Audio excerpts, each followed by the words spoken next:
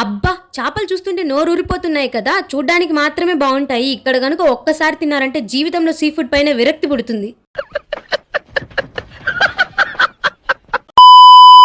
పొద్దున్నుంచి ఇప్పుడు ఆర్డర్ చెప్పాం గైస్, ఇప్పటికి ఇంకా అయ్యేది. ఆ ఇచ్చే లోపల ఆకలి కూడా చచ్చిపోయేటట్టుంది.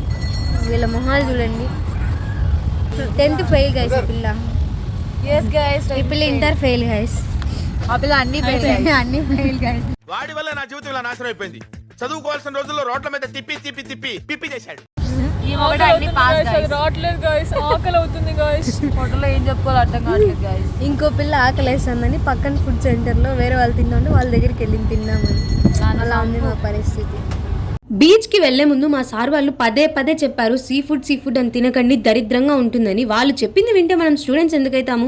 బీచ్ కి వచ్చి మనం సీ ఫుడ్ తినకుండా వెళ్తే మన ప్రెస్టీజ్ ఏమవ్వాలి అని చెప్పి వెళ్లి తిన్నాము. పైన పటారం లోన లొటారం అంటే ఇదేనేమో. చూడ్డానికేమో నోరు ఊరిపోతుంది, లోపల అస్సలు కుక్కవలేదు. నా జీవితంలో ఇంత వరస్ట్ సీ ఫుడ్ తినడం నేను ఇదే ఫస్ట్ టైం.